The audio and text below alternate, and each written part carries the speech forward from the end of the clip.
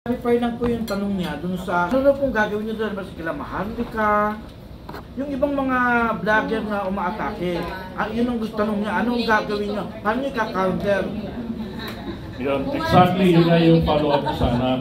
Paano nyo lalabanan ang fake news na ginagawa ni Maharlika na dati rin Marcos loyalist at sabi nga ni FL, since 2007, nung first time na-meet niya yun, pumunta sa Ilocos. Kasi grabe yung kanilang fake news na ginagawa. Sinabi ng PCO, kaya nabanatan natin ng PCO kailan lang. Tapos kinabukasan, wala na yung leader nila. Naalala ninyo yung issue matinding ginawa nila, patay na raw ang presidente, yung Code Blue.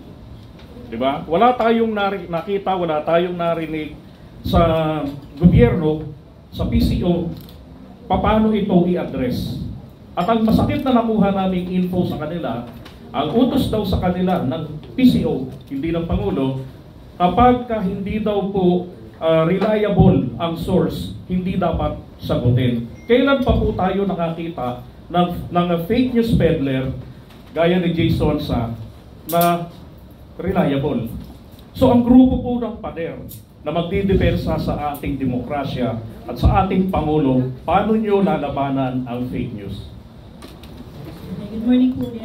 Bago ko po ipasa. Alam ko marami sa mga kasamahan natin ang gusto nga sumagot yan. Pero sa akin po, unang-una, bakit tayo makikipaglaban? Bakit natin lalabanan? Ang kailangan lang ilabas natin ko yung katotohanan. So yung pong issue na tungkol sa PCO na yan, actually yun din nga po yung bakit kailangan silang bakit kailangan sila i-involve dyan? Where in fact sila talaga legitimate na dapat magbigay ng pahayag kung ano man po ang nangyayari sa loob at labas ng Malacanang, specifically po sa ating Pangulong Bongbong Marcos. Nabanggit niyo din po yung tungkol kay Maharlika na yan. Well, sabi niyo nga, dati siyang loyalist. Kanina po nabanggit ko na it's always your choice. Ngayon, maaaring magkakasama tayo, maaaring iba sa atin hindi na natin kasama. People change. Pero one thing is for sure po, dapat alam natin kung ano yung katotohanan. Dahil pag hindi natin nilalang ang katotohanan, sino po ang kawawa? Tayo rin po. Yung mga anak natin na maliliit, yan ang magsasuffer pag hindi natin ilalam ang katotohanan. So yun lang po, napakasimple, hindi natin kailangan labanan. Pag naglaban ba tayo, ano bang maganda magiging tulot? Kaya po, laging panawag natin, kapayapaan at hindi digmaan. Kahit po sa issue ng ating West Philippines, yung po